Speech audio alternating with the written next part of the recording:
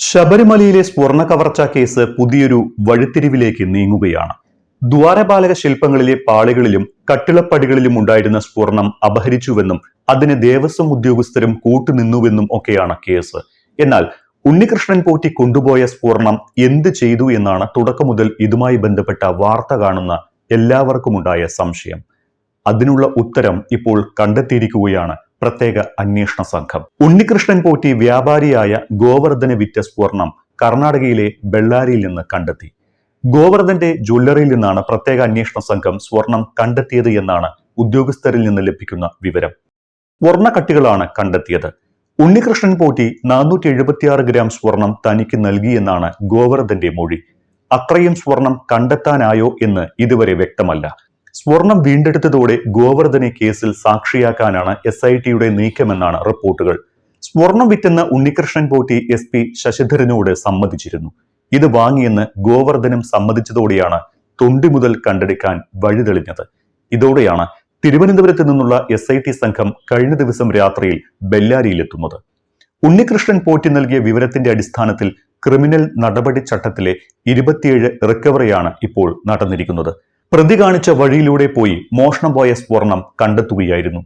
കണ്ടെത്തിയ സ്വർണം റാന്നി മജിസ്ട്രേറ്റ് കോടതിയിൽ ഹാജരാക്കും. ശബരിമലയിൽ നിന്ന് സ്വർണം പൂശാൻ എടുത്തതിനു ശേഷം ബാക്കി വന്ന സ്വർണം എന്ന നിലയിലാണ് ഗോവർദ്ധന് കൈമാറിയിരിക്കുന്നത്. തൊണ്ടി മുതൽ കിട്ടിയതോടെ ഗൂഢാലോചനയ്ക്കൊപ്പം പൊതുമുതൽ മോഷ്ടിച്ച് വിറ്റെന്ന കേസും ചുമത്തും. സ്വർണം കൊടുത്തുവിട്ടവരും തീരുമാനമെടുത്തവരും പ്രതികളാകും. ശബരിമല സ്വർണ്ണ കവർച്ചാ വിവാദം ആരംഭിച്ചപ്പോൾ മുതൽ സാമാന്യ ജനങ്ങൾക്കുണ്ടായ സംശയമാണ് നഷ്ടമായ സ്വർണം എന്ത് ചെയ്തു എന്നുള്ളത്. സ്വർണം പൂശലിനൊടുവിൽ 476 ഗ്രാം സ്വർണം കുറവ് വന്നെന്ന് ദേവസ്വം വിജിലൻസും പ്രത്യേക അന്വേഷണ സംഘവും കണ്ടെത്തിയിരുന്നു. ഇത് എവിടെ പോയി എന്നതാണ് സംശയം. അതിനുള്ള ഉത്തരമാണ് ഗോവർദ്ധൻ എന്ന പുതിയ അവതാരത്തിൽ നിന്നും SITക്ക് ലഭിച്ച മൊഴി. ബെല്ലാരിയിലെ ഒരു സ്വർണ്ണ വ്യാപാരിയാണ് ഗോവർദ്ധൻ. ഉണ്ണികൃഷ്ണൻ പോറ്റി ആ സ്വർണം തനിക്ക് വിറ്റു എന്ന് അന്വേഷണ സംഘത്തിന് ഗോവർദ്ധൻ മൊഴി നൽകിയതാണ് ഏറ്റവും നിർണായകമായത്. സമാനമായ കുറ്റസമ്മതം ഉണ്ണികൃഷ്ണൻ പോറ്റിയും നടത്തിയിരുന്നു. പോറ്റിയുടെ മൊഴിയുടെ അടിസ്ഥാനത്തിലാണ് ഗോവർദ്ധനെ അന്വേഷണ സംഘം വിളിച്ചു വരുത്തിയത്.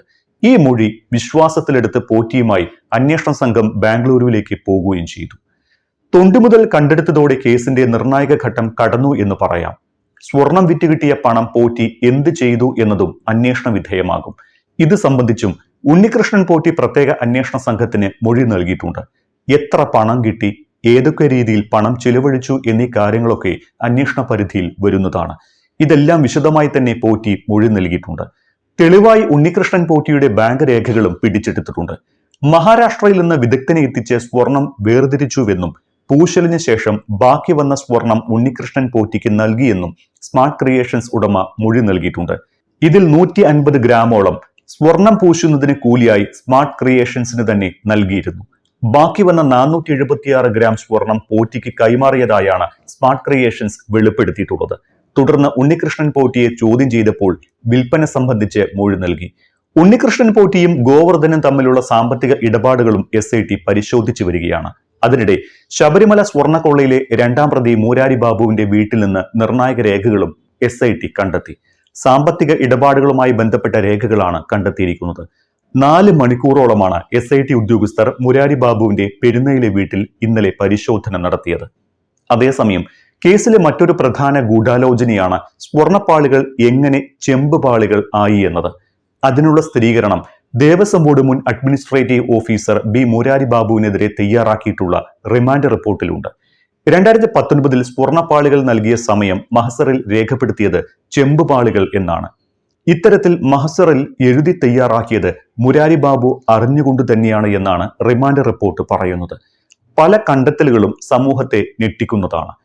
ശ്രീകോവിലിൽ നിന്ന് തന്നെ മുതൽ മോഷ്ടിക്കാൻ ഗൂഢാലോചന നടത്തി, ഭക്തരുടെ വിശ്വാസം വ്രണപ്പെടുത്തി, ക്ഷേത്ര സമ്പത്ത് ദുരുപയോഗം ചെയ്യാൻ ഒത്താശ ചെയ്തു, ശബരിമലയുടെ പ്രശസ്തിക്ക് കോട്ടം തട്ടാൻ ഇടയാക്കി എന്നീ ആരോപണങ്ങളും റിപ്പോർട്ടിലുണ്ട്.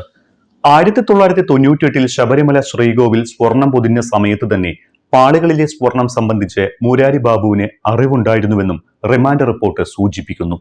അതിനിടയിൽ സ്വർണ്ണ കവർച്ച നടന്ന കാലയളവിൽ തന്നെ മൂരാരി ബാബു 2 കോടി രൂപയുടെ വീട് നിർമ്മിച്ചതിനെ കുറിച്ചും അന്വേഷണം നടക്കുകയാണ്. വീട് പണിക്കായുള്ള തേക്ക് തടികൾ ക്ഷേത്രത്തിന്റെ ആവശ്യത്തിനാണ് എന്ന് പറഞ്ഞാണ് വാങ്ങിയത് എന്ന സൂചനയുണ്ട്.